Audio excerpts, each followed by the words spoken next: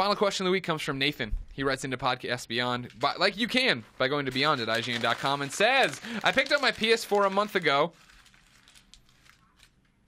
And one of the just over the crumbling papers. Picked up my PS4 a month ago, and one of the best new features, in my opinion, is the Dualshock 4. The new controller is much more comfortable. The triggers are finely concave. The touchpad is great for interfacing with maps, and I love the Lightbar. I play in a dark room, and seeing my surroundings flash red when I'm low on health feels immersive and really grabs my attention. But you guys, along with the PlayStation community, all seem to hate it and have convinced Sony to add the ability to turn the Lightbar off in an upcoming update. And then he puts in parentheses, and you're even giving away stickers to cover it. I feel like I'm the only one who likes the Lightbar, so my question is this. Why do you hate the Lightbar so much? Do you think it has potential? How could it be implemented better? I would love to hear your opinions, Nathan. I don't hate the Lightbar.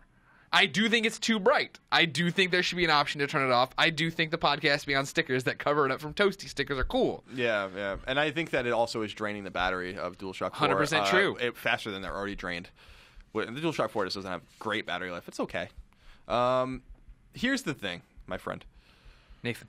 My friend Nathan. Nathan Hale? No, sadly not. Oh. He's dead. Yeah.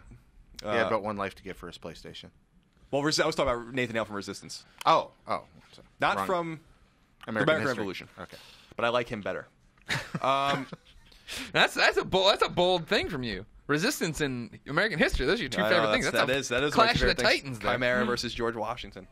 So the Lightbar on the DualShock 4 goes back to what we were talking about before, about the aspirations of Sony to include PlayStation Camera with every PS4 sold. Right. And they could just remove the camera from the box and say, we're not doing that anymore. But they cannot remove the light from the controller. There's just no way they can do that. They're being manufactured. They're done. It's done. And since the PlayStation camera is the PlayStation camera and the light on the DualShock 4 is much like a PlayStation Move, they interact with each other.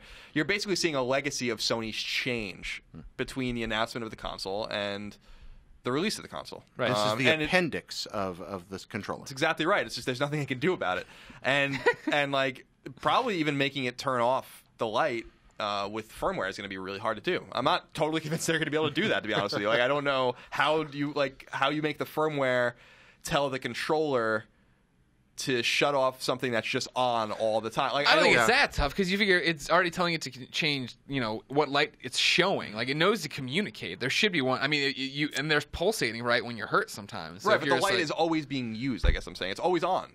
Like, it's just I don't know if they had the foresight to be like, should we have the ability to turn this off, or is it just on? It's just like you can't probably turn the X button off on the controller. You know what I mean? Like, that could be an engineering conundrum. Yeah, I don't know for sure, but I assume that if it was as easy as we thought it was, they would have done it already. True. So.